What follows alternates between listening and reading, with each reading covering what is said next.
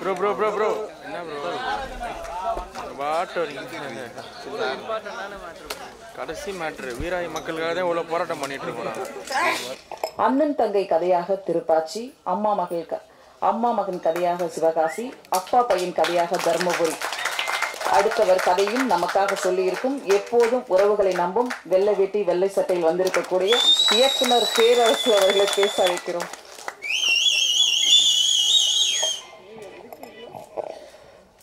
அனைவருக்கும் வணக்கம். இங்கே பார்த்துக்க அத்தனை பேரும் பார்க்கும்போது ரசிகர்களாலும் தெரியல, எல்லாம் உறவுகள் தான்.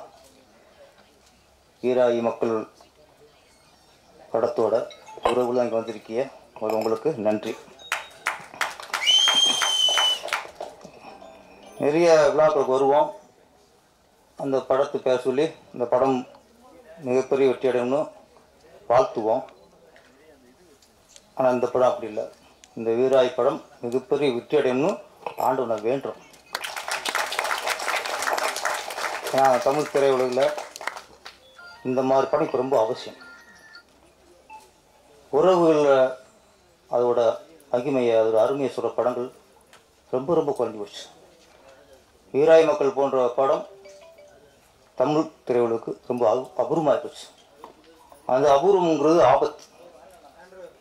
இன்றைக்கி நிறைய படங்கள் வருது, துப்பாக்கி கலாச்சாரம், கஞ்சா கலாச்சாரம், வன்முறைகள், யார் எவனை கடத்தலாம் தெரிய மாட்டேங்குது, எவனை கொட்டுறான்னு தெரிய மாட்டேங்குது. கொள்றதில் பல விதத்தை காட்டுறாங்க. இப்போ எப்படி வெட்டுறது, எப்படி நறுக்கிறது, எப்படி புதைக்கிறது எல்லாம் காட்டாங்க. உறவு வளர்க்குறதுங்கிறது யார் காட்டுறது? அதுக்கு ஒரு இயக்குனர் வேணும்ல. அதுதான் நம்ம நாகராஜ் கருப்பையன். உண்மையிலே அவர் நினச்சி ரொம்ப பெருமைப்படுறேன். என்ன இந்த சூழலில் எல்லாருமே வியாபாரமாக போச்சு.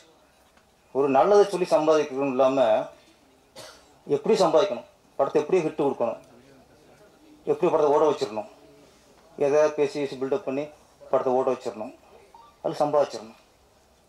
சம்பாதிக்க எப்படியும் சம்பாதிக்கலாம், அதில் ஒரு நியாயம் இருக்கணும், தர்மம் இருக்கணும். நியாயம் சம்பாதிக்க பணம் தான் அது சம்பாத்தியம். குறுக்கு வழியில் வேறு மக்கள் ஏமாத்துறது சம்பாதிக்கலாம், சம்பாதிக்கணும் கொள்ளை. அப்படி நிறைய இதெல்லாம் வருது. இந்த சூழலில் நம்ம நாகராஜ் கருப்பை ரொம்ப மனசார நான் வாழ்க்கிறேன். இந்த மாதிரி இயக்குனர்லாம் வெற்றி அடைச்சாதான் தமிழ் திரையுலகின் தரம் உயரும்.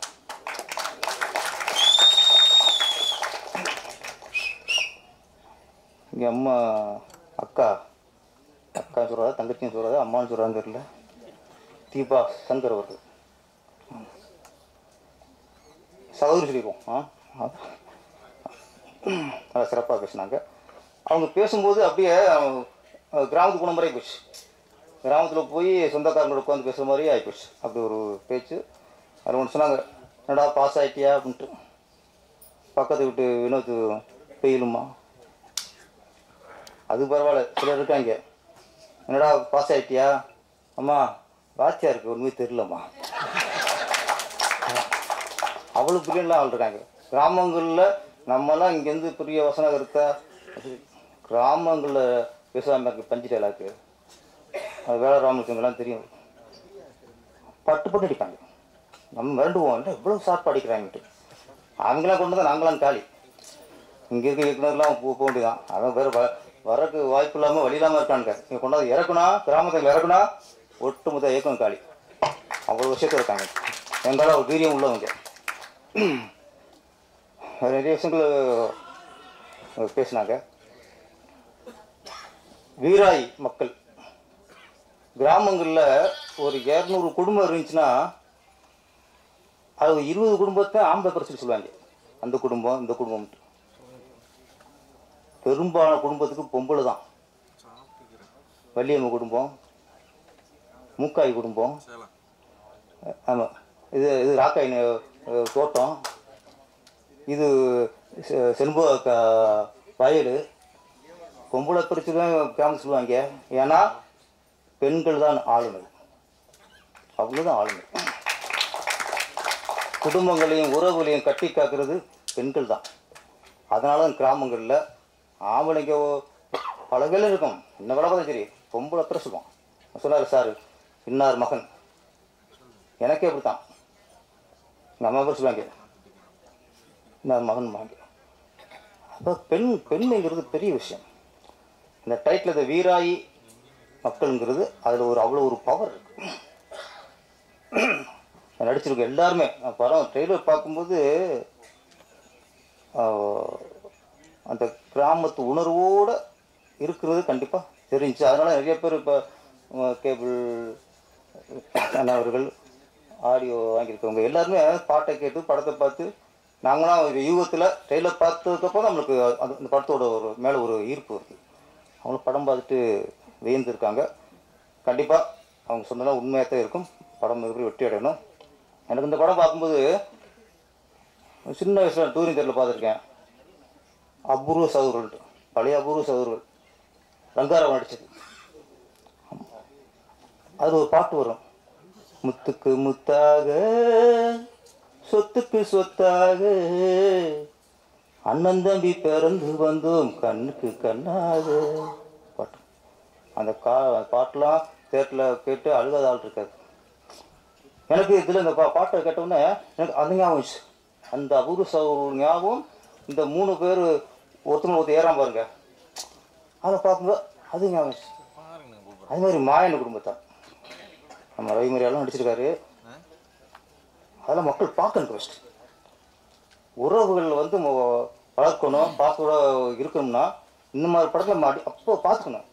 சும்மா ஆக்ஷன் படம், சண்டை படமும் பார்த்துக்கிட்டு உள்ள உறவும் போயிடுது. நான் படம் போகும்போது திருப்பாச்சியாக இருக்கட்டும், சிவகாசியாக இருக்கட்டும், வரிசையாக சொன்னாங்க அண்ணன் தங்கச்சியை அம்மா பையன்ட்டு. நான் படம் போகும்போது இந்த ஆக்ஷன் பார்க்கு, மற்ற சாங்ஸு, காமெடி சீன்ஸு இதெல்லாம் எடுக்கும்போது நான் இங்கே டைரக்டராக இருக்கேன். ஆனால் அண்ணன் தங்கச்சி அந்த சென்டிமெண்ட் சீன் எடுக்கும்போது நான் அண்ணனாக மாறிடுவேன். அதே மாதிரி அம்மா பையன் சீன் எடுக்கும்போது, அந்த சென்டிமெண்ட் சீன் எடுக்கும்போது அங்கே நான் டைரக்டராக இருக்க மாட்டேன், அங்கே நான் மகனாக மாறிடுவேன். அக்கா தம்பி சென்டிமெண்ட் எடுக்கும்போது மற்ற சீன்லாம் இப்போ ஊருக்குலாம் போகிறலாம் அப்படி சட்டை பூச்சி இப்படி அடிக்கணுமோ எல்லாம் சொல்லி கொடுப்போம். ஆனால் அக்கா தம்பிங்கும்போது நான் தம்பியாக மாறிடுவேன். அப்படி மாறினா தான் அந்த படம் சிறப்பாக அமையும். இந்த படத்தை பொறுத்த வரைக்கும் நம்ம நாகராஜ் கப்பி அவர்கள், நானாவது மொத்த படத்தில் ஒரு 20% தான் ஒரு அண்ணனா தம்பியா மகனா மாறியிருப்பேன். இந்த ஆள் மொத்த படம் மாறியிருக்கான். மொத்த படம் டேரக்டர் இல்லை, மொத்த படம் உறவே மாற்றாங்க. அந்த மாதிரி இயக்குற நம்ம கொண்டாடணும். இன்னைக்கு கிராமங்களில் நம்ம கிராமத்தை பெருசாக பேசுகிறோம், கிராம உறவுகளை பெருசாக பேசுகிறோம். அது இன்னைக்கு எந்த அளவுக்கு இந்த உறவுகளை விரிசல், உறவுகளை பிரிவு அங்கே எப்படி தனிமை ஏற்பட்டுருக்கு. முன்னெல்லாம் கிராமங்களில் ஒரு வீட்டில் கல்யாணம் அப்படின்னு முடிவாயிட்டா, வெள்ளிக்கிழமை கல்யாணம்னா செவ்வாய்க்கிழமையே அந்த வீட்டில் 20 பேர் கூடிடுவாங்க. அதுக்கு கல்யாணத்துக்கு முதல் நாள் 40 பேர் இருப்பாங்க. சித்தப்பா சித்தி, அந்த பசங்க இந்த பசங்க கும்பிடுங்க, அத்தனை வேலை பார்க்குங்க, ஒவ்வொன்றும் வேலை பார்க்குங்க. இன்னைக்கு வெள்ளிக்கிழமை 10 மணிக்கு கல்யாணம்னா வெள்ளிக்கிழமை 9 மணிக்கு தான் வா வீட்டுக்கு சொந்தக்காரன். உண்மை இல்லையா? நான் பார்க்குறேன், நான் கிராமத்தான் தான் வழியோட பார்க்குறேன். அப்போ கல்யாணத்துக்கு வந்து முடிஞ்ச என்ன பண்ணுறான், அப்போ கல்யாணம் முடிஞ்சதுக்கப்புறமும் 2-3 நாள் இருப்பாங்க வீட்டில் சொந்தங்கள். 20 பேர் இருப்பாங்க. கொஞ்சமாக கூடாங்க. கல்யாணத்துக்கு மறுநாள் 30 பேர் இருப்பான். அதுக்கு அடுத்த நாள் 20 பேர் இருப்பான். அதுக்கு அடுத்த நாள் 10 பேர் இருப்பான். ஒரு வாரம் கழிச்சு தான் இந்த குடும்பம் மட்டும், என்ன குடும்பம் அவங்க மட்டும் இருப்பாங்க. ஆனால் இன்னைக்கு கல்யாணம் முடிச்சுட்டு என்ன பண்ணுறாங்க, எப்படா சாப்பிட்டு மொய்யலிட்டு ஓடுங்கிறான். பந்திக்கு ரெடியாகிறான். கல்யாணத்துக்கு மறுநாள் அந்த அப்பா அம்மா மாப்பிள்ளை பொண்ணு உங்கள் அண்ணன் தம்பி கூட வந்தால் அந்த குடும்பம் மட்டும்தான் வீட்டில் இருக்குது, வேறு உறவு எதுவுமே இல்லை. உண்மையா இல்லையா? எல்லாமே இங்கே கிராமத்தில் இருக்கவங்க தான். இதாக பரவாயில்லைங்க. ஒரு வீட்டில் திடீர்னு சாவு வந்துடும். அது திரும்பி விழுது தானே, திரும்பி செத்துருவாங்க. சாவு விழுந்த உடனே வந்துடும், உறவுலாம் வந்துடும், கூடும். சாவு எடுத்து அடக்கம் பண்ணிடுவாங்க. மறுநாள் அந்த சாவு வீட்டில் மறுநாள் ஒரு 15-20 வரை இருப்பாங்க. ஏன்னா பையனை பறி கொடுத்தவனோ அப்பனை பறி கொடுத்தவங்களோ பொண்டாடை பறி கொடுத்தவங்களோ அந்த குடும்பம் காப்பி சாப்பிடாது. அப்போ இந்த சொந்தம் தான் காப்பி போட்டு, அக்கா காப்பி கொடுக்கா, ஐயா கொஞ்சம் ஒரு இட்லி சாப்பிடியா, ஆத்தா கொஞ்சம் தண்ணி விடியா, குடித்தான் கெஞ்சி அவங்க சாப்பிட மனசு இருக்காது. இவங்க வற்புறுத்தி கொஞ்சம் கொஞ்சமாக ஒரு 1/2 இட்லியோ 1 இட்லியோ சாப்பிட வைப்பாங்க. இன்னைக்கு ஒரு வீட்டில் ஆளை இறந்துட்டா வர்றாங்க, கூடுறாங்க, அடக்கம் பண்ணிட்டு அப்படியே போயிடறாங்க. மறுநாள் அந்த குடும்பத்தில் அந்த குடும்பம் மட்டும் இருக்கு, ஒரு காப்பி போட்டு கொடுக்குறதுக்கு ஆள் இல்லை. யாரு? இப்போ பையனை பறி கொடுத்த அம்மாவை காப்பி போட்டு குடிக்குமா? அப்பாவை பறி கொடுத்த மகளை பொண்டாட்டிய அவங்களுக்கு காப்பி போட்டு சாப்பிடுவாங்களா? இது தாங்க உறவு, இதுக்கு தான் உறவு. அந்த உறவு எங்கே போச்சு? எங்கே போச்சு? பசியோடு இருக்கும்போது ஆறுதலா அரவணைப்பா 4 வயசு சோறு கொடுக்குற அந்த உறவு போச்சுங்க, போச்சு. இந்த மாதிரி படங்கள் சொல்றேன், வீராயி மக்கள் மாதிரி படங்கள் வந்தா தான் அந்த ஊரில் அருமை தெரியும், பாசத்தின் பெருமை தெரியும். எல்லாத்தையும் தொலைச்சு நிற்கிறோம், ஓடுறோம் சம்பாதிக்கிறோம், கடைசி எங்கே நிற்க போகிறோம்? ஒன்றுமே லைஃப். உறவுகளோட அது அரவணைச்சு நல்லது கெட்டதுக்கு கூட இருந்து அது ஆதரவு இருந்தால் தான் அது உறவு, இல்லைன்னா அது பேர் உறவே இல்லை. அதுக்கு என்ன பேர் சொல்றதுன்னு தெரியல. இன்னொன்று ஒரு மிகப்பெரிய ஆபத்தான விஷயம், ஏன்னா இந்த மேடை உறவுகளை பற்றி சொல்கிற மேடை, இங்கே தான் சில விஷயங்களை மனசு விட்டு பேச முடியும். ஒரே விஷயம் சொல்லிடுறேன், இன்னைக்கு நிறைய குடும்பங்களில் மிகப்பெரிய ஆபத்து என்னன்னா, நிறைய குடும்பங்களில் ஒரு பிள்ளையே தான் இருக்கு, ஒரு பிள்ளை போதும் நடலை கொண்டோம், 2வது பிள்ளை வேணாம், பெண் பிள்ளையா பொம்பளை பிள்ளை இருந்தால் ஒன்று போதுன்றோம், ஆம்பளை பிள்ளை இருந்தாலும் ஒன்று போதுங்கிறோம். இங்கே எங்கே ஆபத்துனா, இப்போ ஒரு அப்பா அம்மா அவங்களுக்கு ஒரே ஒரு பொண்ணு, அந்த பொண்ணுக்கு கல்யாணம் ஆயிருக்கு. இப்போ அப்பா அம்மா இறந்துடுவாங்களா, இறந்ததுக்கப்புறம் அந்த அப்பா அம்மாவுக்கு அந்த பொண்ணுக்கும் இன்னொரு கல்யாணம் ஆனதுக்கப்புறம் அவங்களுக்கு குழந்தை பிறக்குதுல்ல, அந்த குழந்தை அனாதை குழந்தை. ஏன் சொல்றேன்னா, அந்த குழந்தை யாரை சித்தி என்று சொல்லும், அந்த குழந்தை யாரை சித்தப்பா என்று சொல்லும், அந்த குழந்தை யாரை அத்தை என்று சொல்லும், அந்த குழந்தை யாருக்கு மாமா என்று சொல்லும், அந்த குழந்தை யாரை பெரியம்மான்னு சொல்லும். சொல்லுங்க பாப்போம், யாரை சொல்லும்? அப்பா அம்மாங்கிற உறவை தவிர அதுக்கு வேற எதுவும் இருக்காது. அனாதை குழந்தை. அப்பா அம்மாங்கிறது நம்ம ரத்த பலி, ரத்தத்தின் பிரிவு, அது உறவு உள்ளது, அது ரத்தத்தின் ஒரு பகுதி தான் நமக்கு அப்பா அம்மா. அவங்களோட அந்த அப்பா அம்மாவோட ரத்தத்தின் பகுதி தான் நம்ம.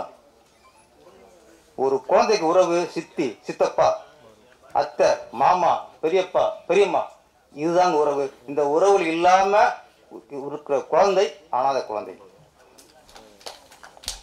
அதனால தயவு செய்து நம்ம ஒரு குழந்தை போதும் அப்படின்னு நிற்கிறது, நம்முடைய குழந்தை அனாதை கூட சொல்லிக்கிறோம் அர்த்தம். ஒரு குழந்தை கூட பெற்றுக்கணும், அப்பதான் அடுத்து உறவுகள் வரும். இருக்கு உறவுகளே கூட மாட்டேங்கிறான். நீங்க அனாதை போயிட்டீங்கன்னா அதுக்கு என்ன உறவு இருக்கும்? சிக்கனத்துக்காக இன்னைக்கு ஸ்கூல் பீஸ் அதிகமாக போச்சு, இந்த பீஸ் அதிகமாக போச்சு, இருக்க குழந்தைய படிக்க வைக்க முடியல, அதுக்காக ஒரு குழந்தை அனாதை வைக்கிறீங்களா? நம்ம குழந்தைய அனாதாக்க கூட 2 குழந்தை பெற்றுக்கணும். இது இன்னைக்கு தெரியாது, பெரிய ஆபத்து இருக்கு. நம்முடைய சந்ததியராக பின்னாடி அனாதையாகி போயிடும், பெற்றுக்கும். இது ஏன்னா ஒரு உறவுகளை பற்றி சொல்கிற படங்கிறதுனால உறவுகளுடைய அருமை நம்ம சொல்லி ஆகணும். இப்போ சொல்கிறாங்க சின்ன படம் பெரிய படம், இங்கே சின்ன படம் பெரிய படமே இல்லை சார். வெற்றியான படம் வெற்றி அடையாத படம். அதான் ரெண்டு தான். மக்களுக்கு பிடித்த படம், மக்கள் நிராகரித்த படம், அவ்வளோதான். இன்னும் சின்ன படம் பெரிய படம். ஒரு ஊரில் பெரிய மனுஷன் இருப்பான், ஒருத்தர் ஒன்றும் பண்ண மாட்டான், ஒரு டீயாக கொடுக்க மாட்டான். ஆனால் அது ஊரில் ரொம்ப ஏழ்மையாக ஒருத்தர் இருப்பான். அவன் வீட்டுக்கு வந்து அடுத்த சாப்பாடு போடுவான். இல்லை யாருக்கு புரியாது, அவன் தான். எந்த பெரிய படம் வந்து அது மக்களுக்கு பிடிக்கலன்னா அது வேலைக்காது. சின்ன படம் இருக்குது மக்களுக்கு பிடிந்தா அது பெரிய படம். அது மக்களுக்கு பிடிச்ச படமாக இருக்கணும். இன்னொன்று, மக்கள் வந்து இந்த மாதிரி படத்துக்கு சப்போர்ட் பண்ணணும். இந்த மாதிரி சப்போர்ட் பண்ணால் தான் அது தமிழ் திரையுலகம் மட்டும் இல்லை, இந்த நாட்டுக்கே நல்லது. இந்த வீராய் படத்தை மீடியாக்கள் ஒன்றா ஒரு படம் சரியா ஓடலை, பெரிய போச்சுன்னா இன்னைக்கு ஆளை வரிஞ்சு கட்டிக்கிட்டு காரி துப்புறாங்க, கேலி கிண்டல் நையாண்டி. அப்போ ஒரு படம் தோல்வி அடையும் போது அதுக்கு கொடுக்குற அது அதை அதை அவமானப்படுத்துக்கு கொடுக்குற முக்கியத்துவத்தை ஒரு படம் வெற்றி அடையும் கொடுக்க மாட்டேங்கிறோம். அதையும் பண்ணுங்க, அதான் கரெக்டு. நீங்கள் ஓடாத படத்துக்கு இவ்வளோ பண்ணும்போது அதே ஆர்வத்தையும் அதே அந்த வேகத்தையும் நல்ல படத்தை நீங்கள் அதே மாதிரி எல்லாரும் சேர்ந்து கொண்டாடினீங்கன்னா அதுதாங்க ஆரோக்கிய சினிமாவுக்கு. தயவு ஒரு சின்ன படம் நல்லா ஓடிச்சுன்னா அதுக்கு கொண்டாடுங்க. மீடியாக்கள் வந்து ஒரு சரியான விமர்சனமாக இருக்குது. அப்புறம் இந்த இடையில இந்த கமெண்ட்ஸு அவங்க ஒரு ரோல் பண்ணுறது இதெல்லாம் நிறைய பண்ணிக்கிறாங்க. இந்த மாதிரி படங்கள் வரும்போது நம்ம கொண்டாடுவோம், அதை தூக்கி நிறுத்துவோம். அதை தூக்கி நிறுத்தும்போது நம்ம திரையுலகுக்கே நல்ல விஷயமா நடக்கும், சமுதாயத்துக்கு நல்லதுன்னு சொல்லிட்டு எல்லாருக்கும் நன்றி கூறி விடைபெறும். நன்றி, வணக்கம். சிரித்த புன்னகையோட பேசிட்டு போனப்பே தெரிஞ்சுட்டு அந்த படம் வாங்கினோட எவ்வளோ சந்தோஷமா இருக்கீங்கன்னு. தேங்க்யூ. அடுத்ததாக நாம் பேச அழைக்கிறோம். தென் மாவட்டங்களுக்கு ஒரு அடையாளம் வேண்டுமென்றால் ஐயா வேலா ராமமூர்த்தி அவர்களை பார்த்துக் கொள்ளுங்கள். 70 வயதிலும் ஒருவர் ஆரோக்கியமாக இருக்க வேண்டும் என்றால் ஐயா வேலா ராமமூர்த்தி அவர்களை கேட்டுக்கொள்ளுங்கள். எப்போதும் சிரித்த முகமும் சிந்தனை குணமும் உடைய மனிதர். மண்ணை நேசிக்காத மனிதன் எவ்வளவு பொன்னை தங்கத்தை வைத்திருந்தாலும் எந்த பயனும் இல்லை.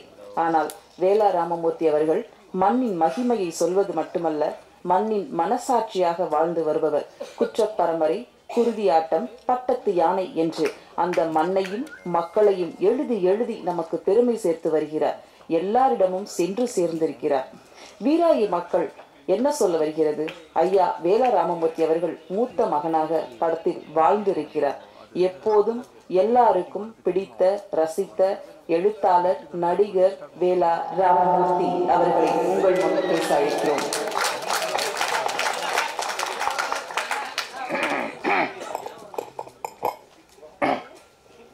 பயமா இருக்கு. எல்லாருக்கும் வணக்கம். முக்கியமாக பத்திரிகை ஊடக நண்பர்களுக்கு என்னுடைய பணிவான வணக்கம்.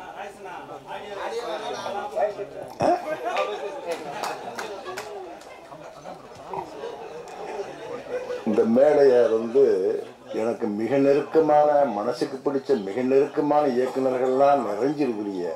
எந்த இசை வெளியீட்டு உள்ளாவில் இத்தனை இயக்குநர்கள் இப்படிப்பட்ட ஆட்கள் உட்கார்றது அரிது.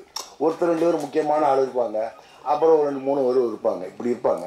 ஆனால் எனக்கு மனசுக்கு பிடிச்ச அத்தனை பேர் வருஷம் எடுத்துக்கல. இதை ரொம்ப நான் அடிக்கடி எனக்கு என்னுடைய பழக்கம் என்னென்னா, நான் அந்த ஃபோனை போட்டுக்கிட்டு ஹீரோக்கள்கிட்ட ஏமையார் என்னை இயக்கிய டைரக்டர்கிட்ட கூட நம்பர் வாங்கிக்கிறது இல்லை, தொடர்பில் இருக்க மாட்டேன். என்னை முதலாக கொண்டு போய் சினிமாவில் இழுத்து விட்டவர் ரேவதியா.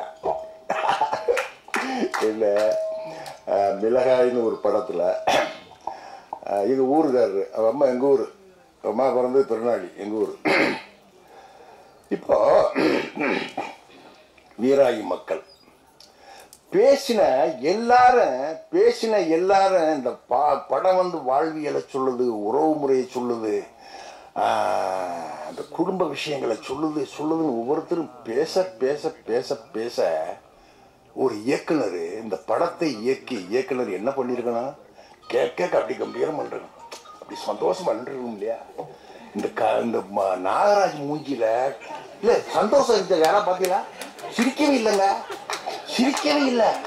ஒவ்வொருத்தரும் பேச பேச மரியா பேசுறதுலேருந்து பேரரசு பேசு வரிசையா, சங்கியா பேசுறதுலேருந்து கோவில் வரிசை பேசுறதெல்லாம் இப்படி அழுகிறாரு. கண்ணீர் தான் வரல, பொங்குது வரல. ஏன்னா ஏன்னா அவர் அந்த புதுக்கோட்டைக்காரரு அந்த அறந்தாங்கி அந்த மக்களையும் மண்ணையும் எல்லாரும் சொல்லுவான். எழுத்தாளர்களும் சொல்லுவான், மண்ணையும் மக்களையும் அப்படியே பிசைஞ்சு நான் கொடுத்துருக்கிறேன், எழுதியிருக்கிறேன்னு சொல்லுவோம், எல்லாரும் சொல்லுவான். ஆனால் அதாவது இந்த புற விஷயங்களை எழுதி போடுற எழுத்தாளர் நிறையா இருக்கான். இந்த உள்ளுக்குள்ள இருக்கிற சின்ன சின்ன அந்த உணர்வுகள் இருக்கு பார்த்தீங்களா, ஆத்தாளுக்கும் பிள்ளைக்கும் உள்ளது, என்ன அண்ணனுக்கும் தங்கச்சிக்கு உள்ளது, அண்ணனுக்கும் தம்பிக்கு உள்ளது, இந்த உறவுகள் நுட்பமா பிடிச்சு கொண்டு போய் இந்த ஆள் படம் பண்ணியிருக்காங்க. அதாவது இவர் எழுதி கொடுக்குற விஷயம் வசனங்களெல்லாம் டயலாக் பேசிட்டு நானு தீபாக்கா பாண்டியக்கா எல்லாரும் நாங்க பேசுறது அழுவான். இவர் அந்த டயலாக் சிரிச்சுக்கிட்டே கொடுப்பாரு. இவர் சிரிச்சுக்கிட்டே கொடுக்குற அந்த டயலாக் எல்லாம் நாங்க பேசுற போதெல்லாம் நடிக்கிற போது அழுவோம். என்ன இப்படி உண்மையிலேயே இன்னொன்னு தமிழ் இன்னைக்கு இருக்கிற தமிழ் சினிமாவில் வந்து ஆளை பாருங்க, 2வது படம் பண்ணி அடையாளம் தெரியாம நிக்கிறாரு. என்ன இவர் ஒரு மிகப்பெரிய கதை சொல்லி இன்னொன்னு இவரை மாதிரி வாழ்ந்த வாழ்க்கையை மொழிக்குள்ள கொண்டு வந்து வசனங்களுக்குள்ள கொண்டு வந்து பாத்திரங்களை ஆக்கி காட்சியாக்குறதுல பெரிய வல்ல வேணும், பெரிய வல்ல. இந்த படத்தில் நடிக்கிற போது வீராயி நாத்தாளுக்கு நான் தான் தலைப்பில்லை இந்த படத்தில். எனக்கு என்னுடைய சினிமா கேரியரில் இது ஒரு முக்கியமான படமாக அமையும். அப்படி எனக்கு எப்படி சொல்கிற போதெல்லாம் சாதாரணமாக சொன்னார். போய் நான் அந்த படத்தில் நடித்து முடிச்சுட்டு வெளியே வர வந்து இது ஒரு தமிழ் படமாக நினைக்கலங்க. தமிழ் படத்தில் நடித்த ஃபீலே எனக்கு இல்லை. ஏதோ ஒரு மலையாள படத்தில், ஒரு பெங்கால் படத்தில், ஒரு ஈரான் ஃபிலிமில் பண்ண மாதிரி ஒரு ஆர்டருக்கு வேலை இல்லை. இந்த படத்தில் செட்டுக்கு வேலை இல்லை, காஸ்டியூம் வேலை இல்லை. பெரும்பாலும் நாங்கள் எல்லாரும் ஓன் காஸ்டியூம் போட்டு நடிச்சிருக்கோம். ஆமாம், அந்த வீடுகளும் திண்ணைகளும் கூரைகளும் உடஞ்ச ஏணி படிகளும் தெருக்களும் அப்படியே அந்த வெள்ளத்தில் பூரா அந்த குலசேகரமங்கலத்தை அங்கே தான் போயிருக்கிறோம். அந்த ஏரியாவில் வீரசிகாமணி அந்த ஏரியாவில் இப்போ நான் ஷூட் போனது.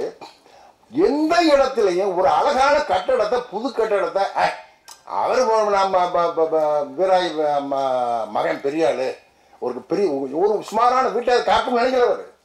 அந்த ஓட்ட வீடு, அந்த ஓட்ட திண்ண என்ன அப்படி நாங்கள் வந்து எங்களுக்கு யாருக்குமே நடிக்க தோணலை. அதுலயும் தீபாக்காவும் பாண்டியக்காவும் பண்ணியிருக்காங்க பாருங்க.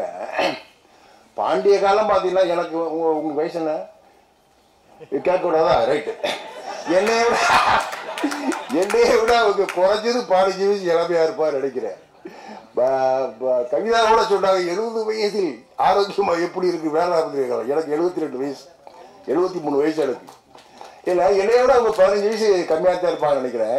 எனக்கு ஆத்தாவை நடிக்கிறாங்க. பார்த்தா அந்த படத்தை என்ன இந்த கிராமிய படங்கள், தமிழில் வர்ற கிராமிய படங்கள், குறிப்பாக தென் மாவட்ட படங்கள், அது குறிப்பாக அந்த தேனி உசிலம்பட்டிக்கு போயிச்சாங்க. நடிக்கிற பொம்பளையெல்லாம் ஒரு இழுப்பாக டயலாக்ல ஒரு எழுத்து பேசணுமோ ஒரு கண்டிஷன் வச்சுருக்காங்க. ஆனால் இந்த படத்தில் இந்த படம் வந்து ஒரு மதுரையவோ தூத்துக்குடியவோ உசிலம்பட்டியவோ புதுக்கோட்டையவோ வந்து ஒரு லேண்ட்மார்க் மார்க் பண்ணலை. புதுப்படை நடிச்சிருக்கான். ஆனால் தெக்கத்தி தமிழ் அது. ஏன்னா இந்த பாண்டியக்கா பேசுகிற டயலாக் எல்லாம் பார்த்தீங்கன்னா இங்கிருங்க அப்படி உயிர்லேருந்து வருங்க, உயிர்லேருந்து. ஏப்பா மூத்தவனே ஏண்டா வேண்டாம்டா என்ன கேட்குறவது நமக்கு உருகும். எனக்கு சொல்லவே வேண்டியதில்லை.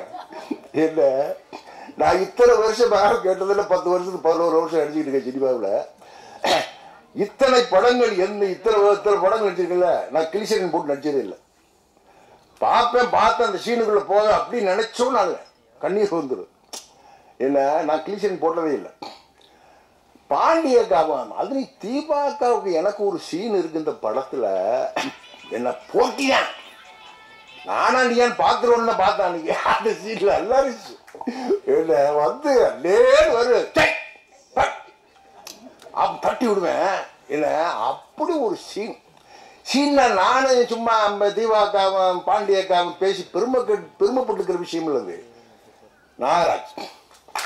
என்ன அப்படி ஒரு அற்புதமான ஒரு கதைக்காரன், வசனகர்த்தா, வாழ்க்கையை தெரிஞ்சவன், வாழ்க்கையை வந்து எழுத்துல கொண்டாந்து காட்சிப்படுத்தி படமாக்கணும். அப்படி ஒரு பெரிய வாய்ப்பை நாகராஜ் பண்ணியிருக்காரு. இது உண்மையிலே இது வந்து இன்னொரு தமிழில் வந்த மாயாண்டி குடும்பத்தார் போல் ஒரு சில படங்களில் வீராயி மக்கள் உறுதியாக இருக்கும்.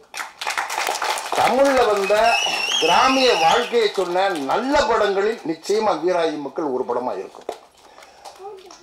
அப்படி இது பங்கெடுத்துக்கிட்ட அத்தனை நடிகர் நடிகைகளுக்கும் எல்லாருக்கும் ஆர்டிஸ்டுகளுக்கெல்லாம் வந்து அப்படி ஒரு வாய்ப்பை கொடுத்து, இன்னொன்று அவர் ஒரு இயக்குனராக நடக்கலை, இயக்குனராக நடக்க மாட்டார். என்னமோ கூட பிறந்த தம்பி மாதிரி, என்ன பெரிய வசதிகளையும் யாருன்னு இன்னொன்று நான் சொல்ல மறந்துட்டேன்.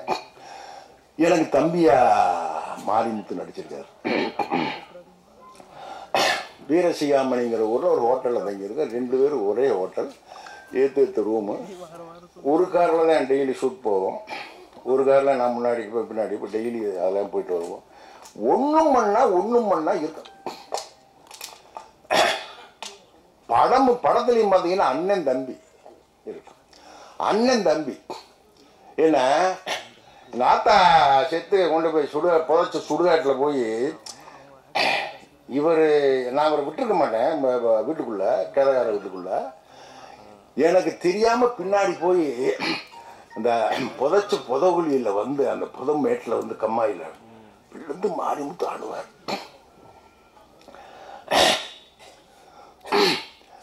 நானு உண்மையிலேயே மாரிமுத்து வந்து ஒரு நையாண்டி அப்படி அடிச்சு போறவர் அழுகிறாரு. நான் அப்படி பின்னாடி இருந்து சீன் படி வந்து ஒரு 10 அடி தூரத்துல இருந்து அப்படியே மாரிமுத்து பார்த்துக்கிட்டு இருக்கணும். தம்பி வந்து நம்ம வந்து அவனை சேர்க்கல, இருந்தாலும் தாய் பாசத்துல வந்து அழுகிறானேன்னு. இன்னொன்று, நான் என் வீட்டில் மூத்தாள், நான் அண்ணன் தம்பி 4 பேரில் நான் தான் மூத்தாள். எவ்வளவோ விஷயங்களை கடந்து வந்தாள். இல்லை அப்படி ஒரு கிராம வாழ்க்கையை தான் அதான் நான் எழுதிக்கிட்டே இருக்கேன். என்னுடைய கதைகள் எல்லாம் எத்தனை நாடு, எத்தனை தேசம், எத்தனை இராணுவத்தில் இருந்து இந்தியா முழுக்க சுற்றுறவன், உலக நாடுகள் முழுக்க போயிருக்கேன். ஒரு கதையை கூட பெருநாடி பெரியார் வந்துட்டு தாங்கல, பூரா அந்த மக்களை வச்சு அழுது. என்ன அப்படி மாரிமுத்து அழுதுகிட்டு இருக்காரு. அப்படியே போய் தூக்குவேன். 2 பேரும் அழுவோம். இந்த மாரிமுத்து நானும் நடிச்சுட்டு செப்டம்பர் 4ஆம் தேதி, செப்டம்பர் 5ஆம் தேதி நான் முடிச்சுட்டு காரைக்குடி ஷூட் போகிறேன். நேரம் நான் அங்கே வீரசிகாமணிக்கு மறுநாள் 5ஆம் தேதி 6ஆம் தேதி முடிச்சுட்டு மாரிமுத்து சென்னை வர்றாரு.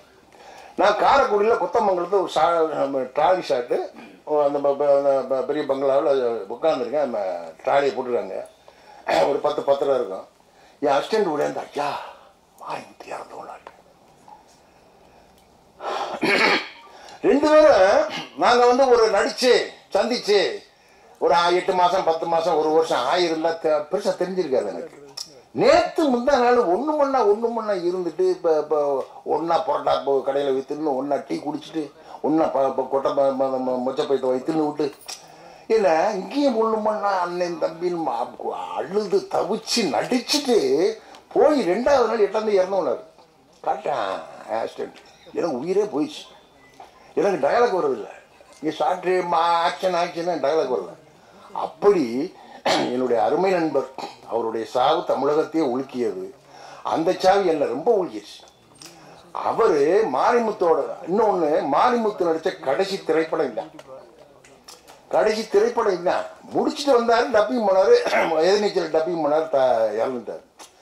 என்ன அவர் ஒரு அற்புதமான நடிகன். அவருடைய பங்களிப்பு எல்லாம்.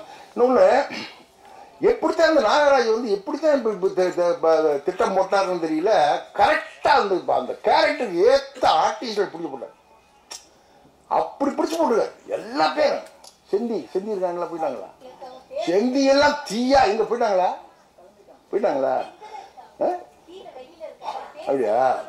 மாரிமுத்தோட ஒய்ஃபா செந்தி நடிப்பாங்க பாருங்க, அந்த குடும்பத்தை கலைச்சி விடுற பொம்பளை. ஆமா, பார்த்தா உண்மையிலேயே எனக்கெல்லாம் அவ்வளவு கோவம். உண்மை சினிமா கோவம் வராது, உண்மையாக கோவம் வருது. அப்படி பேசுறது எங்க, அப்படி எல்லாரும் வாழ்ந்துருக்காங்க.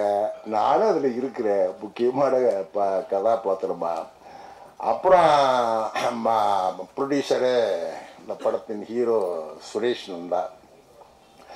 சுரேஷ் நந்தா வந்து கோயம்புத்தூர்காரு. அவர் மூஞ்சியை பாருங்க, கோயம்புத்தூர்கார் மாதிரி இருக்காரு, எங்க ராமநாதக்கார மாதிரி இருக்காரு. அப்படியே எங்க முதல்வத்தூர் கம்பளிக்காரர் மாதிரி இருக்காரு மூஞ்சி. நம்ம நாட்டு மூஞ்சி, நம்ம ஊருக்கு ஏற்ற அந்த ஃபேஸ். என்ன, அவர் இந்த ட்ரெய்லரில் பார்த்துருப்பேன், காதலிச்சுக்கிட்டு தர்றாருல ஒரு சாங்கில். இந்த காதல் தான் நாங்கள்லாம் காதலிச்சோம், கிராமத்து காதல். அதானே அந்த இதில் பாருங்க நீங்கள், இப்படியே ரெண்டு பேரும் அந்த ஹீரோ அந்த பொண்ணு இல்லையா, என்ன ரெண்டு பேரும் அப்படி போய்கிட்டே இருக்காங்க, நடந்துக்கிட்டே இருக்க எப்படி இருக்காங்க. எந்த இடத்துலையும் தொடலை, ஒரு இடத்துல அப்படி தொடுவா பாருங்க, சல்லுன்னு நாங்கள் பாம்பு சல்லுன்னு திரும்பும். அது வரை சிரிச்சுக்கிட்டே கூடமான அலைஞ்சுக்கிட்டே தெரியுது, காதலிச்சுக்கிட்டே தெரியுது. இப்படி தொட்டவன அப்படி பாம்பு மாதிரி செய்யணும். அதுதான் கிராமத்துக்காக. ஏன்னா இத எப்படி நாராஜ் வச்சிருக்காரு பத்தியா, இத எப்படி பண்ணியிருக்காரு பத்தியா சுரேஷ். அவருக்கு மிகப்பெரிய எதிர்காலம் இருக்கு. எல்லாவற்றுக்கும் மேலாக உங்கள்கிட்ட தான் இருக்கு இப்படிப்பட்ட படங்களை. என்ன இது மாதிரி ஆர்டிஸ்டுகளை, இயக்குனரை என்ன நீங்கள் தான் கொண்டு போய் மக்கள் மத்தியில் கொண்டு போய் பெரிய வெற்றியை பெற்றுத்தரணும். இந்த விழாவுக்கு வந்து நான் வந்து ஆக்சுவலாக மறந்துட்டேன், மதுரையில் இருந்தேன். தேதி வேற ஒரு என் பேத்தி கல்யாண வேலையில் போயிட்டு இருக்கு, அதுக்காக அலைஞ்சிக்கிட்டே தெரிஞ்சவன். இன்னைக்கு 18, 17, 19, 20 ஞாபகம் இல்லை எனக்கு. காலையில் தான் ஃபோன் ஒரு ஐயா அப்படின்னு. அப்புறம் நம்ம 4 மணி பிள்ளைகிட்ட பிடிச்சி ஓடியாந்தேன் நான். ஏன்னா மிகப்பெரிய சந்தோஷம் இந்த படம். இந்த சந்தோஷம் வந்து இந்த படம் பெற வெற்றியில் வந்து இருக்கணும். அதற்கு உங்கள் ஒத்துழைப்பெல்லாம் வேணும், உங்களுடைய வாழ்த்துக்களும் அன்பும் வேணும். எல்லோருக்கும் நன்றி, வணக்கம்.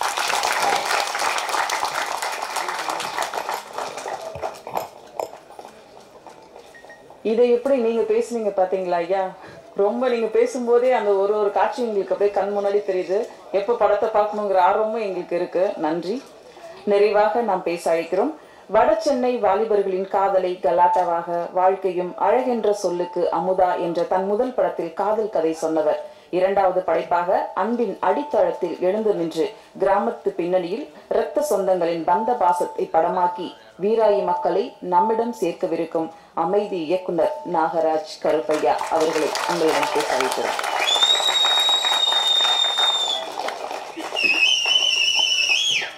எல்லாருக்கும் வணக்கம். மேடையில் அமர்ந்திருக்கும் மரியாதைக்குரிய அன்புக்குரிய இயக்குநர்களுக்கும், வீராயி மக்களை கதாபாத்திரங்களை என் கதையை திரையில் உயிரோட்டமாய் உருவாக்கி காட்டிய கலைஞர்களுக்கும் மற்றும் பத்திரிகை ஊடக நண்பர்களுக்கும், படத்தின் தயாரிப்பாளர் சுரேஷ் நந்தா அவர்களுக்கும், இணை தயாரிப்பாளர் அண்ணன் வெள்ளைத்துறை அவர்களுக்கும், அருண்குமார் அவர்களுக்கும், சுரேஷ்குமார் அவர்களுக்கும், சாய் அவர்களுக்கும், என்னுடைய குழுவினருக்கும் என்னுடைய நன்றியை தெரிவிக்கிறேன். வீராய் மக்கள் வந்து இது நான் பார்த்த வாழ்க்கை தான். எங்கள் கிராமத்தில் அருணாகிலேருந்து 35 கிலோமீட்டர் இருக்க ஒரு கிராமம் தீயத்தூர். அங்கே வானம் பார்த்த பூமி, ஆனால் வருஷம் மழை பெஞ்சிடும். அந்த மண்ணில் நான் பார்த்த மனுஷங்களுடைய வாழ்க்கை தான் வீராய் மக்கள். அவங்களுடைய கோபம், அவங்களுடைய பாசம், அவங்களுடைய அன்பு,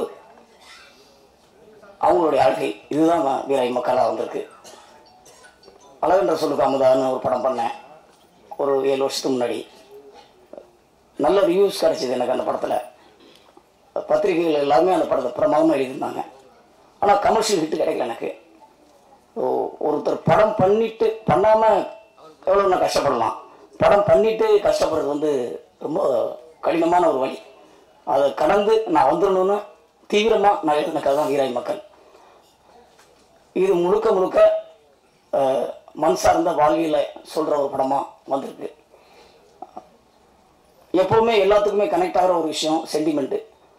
அந்த சென்டிமெண்ட் வந்து எல்லாத்துக்குமே ஒரே தான், அது கிராமம் நகரம் எங்கே இருந்தாலும். அந்த சென்டிமெண்ட்டை கரெக்டாக சொன்ன இயக்குநர்கள் மிகப்பெரிய லெவலில் ஜெயிச்சிருக்காங்க. நான் பார்த்த படங்கள் தான் எனக்கு இன்ஸ்பிரேஷனாக இருக்குது. கிழக்கு சீமையிலே, வருஷம் 16, கேளடி கண்மணி, ராசாவின் மனசில், கிழக்கு வாசல் அப்படின்னு 90களில் நான் பார்த்த படங்கள் தான் என் சினிமாவுக்கு நோக்கி என்னை தள்ளிச்சு. இளையராஜா அவர்களுடைய இசையும் எனக்கு மிகப்பெரிய இன்ஸ்பிரேஷன் கொடுத்து சினிமா மேலே நான் வர்றதுக்கு. அந்த தேடுதலோட சினிமாக்குள்ளே வந்து வாய்ப்புகள் தேடி அலையும் போது என்னை முதலாக அசிஸ்டன்ட் டைரக்டராக சேர்த்துக்கிட்ட ரவிமகேஷ் சார் இங்கே வந்திருக்காரு. அவருக்கு என்னுடைய நன்றி. சூப்பர் குட் ஃபிலிம்ஸில் நான் முதல்ல அசிஸ்டன்ட் டைரக்டராக ஒர்க் பண்ணேன்.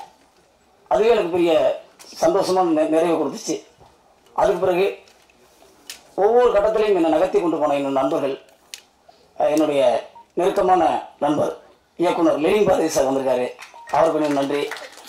கோகுல் சார் கூட நாங்கள் நிறையா ட்ராவல் ஆகியிருக்கேன். நாங்கள் சக்தியின் படத்தில் வந்து ஒன்றா ஒர்க் பண்ணோம். நான், கோகுல் சார், திரு சார் எல்லாமே ஒர்க் பண்ணோம். ஸோ அப்போலேருந்து கோகுல் சார் என்னுடைய கதைகள் மேலேயும் என் மேலேயும் மிகப்பெரிய நம்பிக்கையை வச்சிருந்தார். எனக்கு எப்போவுமே நல்ல ஒரு கைட் பண்ணிகிட்டே இருப்பார்.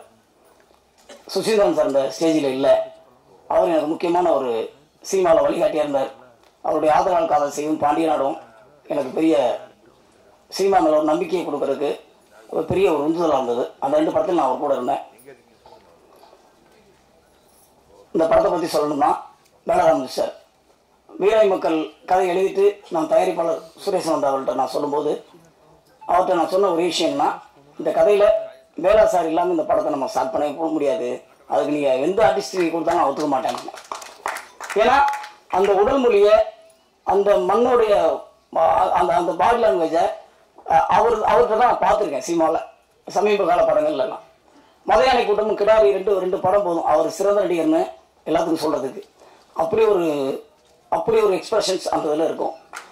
அந்த 2 படமும் எனக்கு பயங்கரமாக பெரிய இதாகிடுச்சு. எமோஷ்னலாக கோபமான வேளா சாரை அப்படியே சாந்தமான, அன்பான, ஒரு பாசமான மனுஷனாக நான் காட்டணும். நான் எழுதி மருதமுத்துங்க இந்த கேரக்டரை அவர் பிரமாதமாக ஸ்க்ரீனில் கொண்டு வந்து சேர்த்துட்டார்.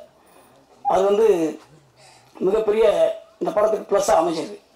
அப்புறம் தீபாக்கா அவங்கள பற்றி சொல்லணும்னா, கிராமங்களில் வந்து அண்ணன் தம்பிகளுக்குள்ள பிரச்சனை, உறவுமுறை சிக்கல்கள்னா அதில் ஃபஸ்ட்டு பாதிக்கப்படுறது தங்கச்சி தான். ஏன்னா ஒரு அண்ணன்கிட்ட பேசினா இன்னொரு அண்ணன் கோச்சிப்பார், இன்னொரு தம்பி கோச்சிப்பான். அப்படி உடஞ்சி கிடக்கும்போது அந்த அத்தைகளுடைய பெயின் இருக்குல்ல, அதை நான் கண்மூடி பார்த்துருக்கேன். நம்ம ஊருக்குள்ளே போனாலே எங்கள் அத்தை என்னை பார்த்து அழுதுகிட்டே போவாங்க. எங்கள் குடும்பத்தில் அவங்க கொஞ்ச நாள் பேசலை, எதுக்கு அழுகிறாங்கன்னே தெரியாது. ஏன்னா அண்ணன் பையனை அவங்க பிள்ளைய அவங்க பார்ப்பாங்க. அப்படி ஒரு அத்தையை ஸ்க்ரீனில் கொண்டு வரணும்னா நான் தீபாக்கை கேட்டேன், வடிவு கேட்டேன், நான் எழுதினேன். அதை பிரமாதமாக அந்த அந்த அந்த அந்த கலாச்சாரத்தோட, அந்த மண்மனம் மாறாத யதார்த்தத்தோட அவங்க ரொம்ப அழகாக கொண்டு வந்திருந்தாங்க. அப்புறம் மாரியம் சார், அவர் வந்து இந்த ஸ்டேஜில் இருக்கணும் ரொம்ப ஆசைப்பட்டோம். அவருடைய இழப்பு ரொம்ப ஈடு செய்ய முடியாத ஒரு இழப்பாக ஆயிடுச்சு. இந்த கதைக்கு அவர் கொடுத்த ஒத்துழைப்பு மறக்க முடியாது. ஒரு குடும்பமாக எல்லாருமே இந்த படத்தில் கோஆர்டினேட் பண்ணி தான் இந்த படத்தை நாங்கள் பண்ணோம். சிந்தியா மேம் அவங்க ஒரு நெகட்டிவ் ஷேடோ கேரக்டர், அங்கமான ஒரு கேரக்டரு. அதை வந்து அது கிராமத்திலாம் பார்த்தீங்கன்னா ஒரு சண்டை ஒரு ஆரம்பித்தாங்கன்னா, யாரோ ஒரு ஆடு மேய்ஞ்சிருக்கு, ஒரு கோழி மேய்ஞ்சிருக்கு, ஏதோ ஒரு சின்ன ஒரு விஷயம் நடந்திருக்கும். அதை வந்து அவங்க பேச ஆரம்பித்தாங்கன்னா, தண்ணி தூக்க போகும்போது பேசுவாங்க, புல்லு கட்டுக்கு போகும்போது பேசுவாங்க, ஆடு வெட்டிட்டு போகும்போது பேசுவாங்க. முதல் நாள்லாம் சண்டை முடிச்சு நம்ம விட்டோம்னா அது 2ஆம் நாளாக ஆரம்பிப்பாங்க. ஒரு சண்டை 1 வாரம் 1 மாதம் வரைக்கும் போயிட்டே இருக்கும். அவங்க திட்டிகிட்டே இருப்பாங்க. இதெல்லாம் நம்ம நிறைய கிராமங்களில் பார்த்துருக்கோம். ஸோ அந்த மாதிரி ஒரு கேரக்டரை நான் வந்து ஸ்க்ரீனில் கொண்டு வரணும்னு நான் நினச்சேன். அதே அந்த நெகட்டிவ் ஷேடோ கேரக்டர் எமோஷனலாக ஒரு ஆளுக்கு பாசிட்டிவாக மாறுற ஒரு விஷயம் இருக்கு இல்லையா, அது சடனாக நடந்துடும். அதை வந்து ரொம்ப அழகாக சிந்தியா மேம் பண்ணியிருக்காங்க. ரமா மேம் வந்து இதில் வேளா சார் அந்த குடும்பத்தில் மூத்த மருமகளை பண்ணியிருக்காங்க. சாரோடைய ஒய்ஃபாக நடிச்சிருக்காங்க. எல்லா குடும்பங்கள்லையும் பார்த்தீங்கன்னா அம்மா தான் வந்து தியாகத்தோட மொத்த உருவமாக இருப்பாங்க.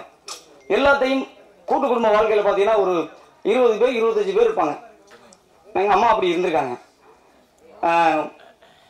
ஒரு நேரத்தில் சாப்பாடு வச்சாங்கன்னா 20 பேர் சாப்பாடு போடணும். கொழுந்தை வாங்க, நாத்தனார் வாங்க, அப்படி இன்னொரு கொழுந்தை, இப்படி எல்லாத்தையும் சரிசமா நினைக்கிற ஒரு விஷயம் இருக்கு இல்லையா. அவங்களுக்குள்ள சின்ன சின்ன விஷயங்கள் முரண்பாடுகள் இருந்தாலும் அதெல்லாம் அப்படியே வந்து அப்பா சித்தப்பா எல்லாம் கோபமா இருந்தா கூட அவங்க எல்லாத்தையும் அதை பேலன்ஸ் பண்ணி அந்த குடும்பம் உடையாம போய் கொண்டு போறது அம்மாக்கள் தான். அம்மாவோட தியாகத்துல தான் இன்னும் நிறைய கூட்டு குடும்பம் இங்கே வாழ்ந்துட்டு இருக்காங்க. ஸோ அப்படி ஒரு கேரக்டரை ரமா மேம் வந்து ரொம்ப நல்லா பண்ணியிருக்காங்க. அவங்களுக்கு என்னுடைய நன்றி. அப்புறம் இணை தயாரிப்பாளர் நிலத்துறனை பற்றி சொல்லணும். அவர் வந்து இந்த படம் கதையை எழுதின பிறகு இந்த கதையை எழுதின பிறகு நான் வெள்ளத்தரனை போய் பார்த்தபோது ஃபர்ஸ்ட் இந்த படத்தில் ஒரு தயாரிப்பாளர் இணை தயாரிப்பாளர் வர்றதுக்கான விஷயங்கள் இல்லை. ஸோ அப்புறம் வந்து இந்த படத்தோட பாடல்களை கேட்டார், கதையை கேட்டவொன்னே இந்த படத்துக்கு நானும் ஒரு சப்போர்ட் பண்ணுறேன் தம்பி அப்படின்னு சொல்லிட்டு இந்த படத்துக்கு அவர் பட்ட உழைப்பை வந்து நான் சாதாரணமாக சொல்ல முடியாது. அவ்வளோ தூரம் எங்களை எல்லாத்தையும் அரவணைச்சு ஒரு ப்ரொடியூசர் மாதிரி அவர் நடந்துக்கல, ஒரு ப்ரொடக்ஷன் மேனேஜர் மாதிரி ஒரு எல்லா விஷயத்துலையுமே அவர் வந்து காலையிலேருந்து சாயங்காலம் வரையும் படத்துக்கான விஷயத்தை மட்டுமே எஃபெக்டிவாக செஞ்ச ஒரு வெள்ளத்தூர் அண்ணன். அவருக்கு என்னுடைய நன்றி. சுரேஷ் நந்தா என்னுடைய தயாரிப்பாளர். அவர் வந்து நானும் அவரும் ஒரு ஷூட்டிங்லாம் மீட் பண்ணோம். அதுக்கு பிறகு அவர்கிட்ட வந்து இந்த கதையை சொன்ன நாள்ல இருந்து இந்த கதையை நம்ம பண்ணணும்னு சொல்லி ஒரு 3 வருஷமா அந்த கதைக்கான டிராவல் நாங்கள் பண்ணிகிட்டே இருந்தோம். அதுக்கு பிறகு ஒரு நாள் சார் இதை ஆரம்பிச்சிடலாம். அடுத்த ஷெட்யூல் எப்படி வரும்னு எங்களுக்கு தெரியல, நம்பிக்கை மட்டும்தான் இருந்துச்சு. இந்த படம் கண்டிப்பாக முடிஞ்சு ஒரு ஆடியோ லான்ச் நடந்து ரிலீஸ் ஆகணும், அந்த நம்பிக்கையோட அந்த படத்தை நாங்கள் ஆரம்பித்தோம். இன்னைக்கு இந்த ஸ்டேஜில் வந்து நின்றுருக்கோம். அதுக்கு அவருடைய ஒத்துழைப்பு தான், சினிமா மேலே அவருக்கு உள்ள நேசிப்பு தான் இந்த படம் இவ்வளோ சிறப்பாக வர்றதுக்கு காரணம். அவருக்கு என்னுடைய நன்றி. பாண்டியக்கா வீராய் கேரக்டர் படத்தோட டைட்டில் ரோல் பண்ணியிருக்காங்க. இந்த படத்தில் அவங்க போட்ட எஃபெக்ட், அவங்களுடைய ஒத்துழைப்பு வந்து ரொம்ப நல்லா இருந்துச்சு. படம் ஸ்டார்டிங் டு எண்டு வரையும் அவங்க வந்து அந்த கேரக்டராகவே இருந்தாங்க. எல்லாத்தையுமே அந்த சாந்தமா பாசமா அன்பா அவ்வளோ தூரம் எங்களுக்கு வந்து இந்த கேரக்டரை உள்வாங்கி தென் மாவட்டத்தில் உள்ள வீராய், நான் பார்த்த வீராய் கேரக்டர் ரொம்ப அழகா ஸ்கிரீனில் கொண்டு வந்தாங்க. அவங்களுக்கு என்னுடைய நன்றி. மற்ற படத்தில் நடித்திருக்க அத்தனை நடிகர்களுக்கும் என்னுடைய நன்றி. குறிப்பாக என்னுடைய technical team, music director Deepan Chakravarthy, cameraman M Srinivasan, editor Muganvel, art director Raveesh, பாடலாசிரியர் Madhurakavi sir, PRO Sathish sir. இந்த படத்துக்கு நீங்கள் கொடுத்த ஒத்துழைப்பு மறக்க முடியாது. உங்கள் அனைவருக்கும் என்னுடைய நன்றி. வேலுமணி அண்ணன் படத்தோட ப்ரொடக்ஷன் மேனேஜர். அவர் வந்து ஒரு ப்ரொடக்ஷன் மேனேஜர் மாதிரி இல்லாமல் எங்கள் கூட பிறந்த அண்ணன் மாதிரி இந்த படத்தை எப்படியாவது கரெக்டாக கொண்டு போய் சேர்க்கணுங்கிறதுல பிகினிங் டு எண்டு வரையும் இன்னைக்கு வரையும் அவருடைய உழைப்பு மறக்க முடியாத ஒரு விஷயமா இருக்கு. அவருக்கு எங்களுடைய நன்றி. இந்த படத்தில் என் கூட ஒர்க் பண்ண என்னுடைய இணை துணை உதவி இயக்குநர்கள், அவங்களுக்கு என்னுடைய நன்றி. அவங்க தான் முழுக்க இந்த படத்தில் பிகினிங் டு எண்டு வரையும் என் கூட டிராவல் ஆனாங்க. என்னுடைய நண்பன் ரத்னவேலு என் கூடவே இந்த படம் ஸ்டார்டிங் டு எண்டு வரையும் இப்போ வரைக்கும் என் கூட நிற்கிற என் நண்பன் ரத்னவேலு,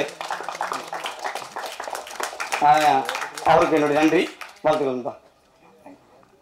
அப்புறம் இந்த இசை வெளியீட்டு விழாவுக்கு வந்திருக்கிற உங்கள் அனைவருக்கும் என்னுடைய நன்றியை தெரிவித்துக் கொள்கிறேன். எங்கள் குழுவினர் சார்பாக என்னுடைய நன்றியை தெரிவித்துக் கொள்கிறேன். எப்பவும் எனக்கு சப்போர்ட்டாக இருக்கிற என்னுடைய மனைவி, என்னுடைய குடும்பத்தார், என்னுடைய அம்மா, அவங்களுக்கு என்னுடைய நன்றியை தெரிவித்து என் மண்ணுக்கும் என் மனிதர்களுக்கும் வீராய் மக்களை சமர்ப்பிக்கிறேன். நன்றி, வணக்கம்.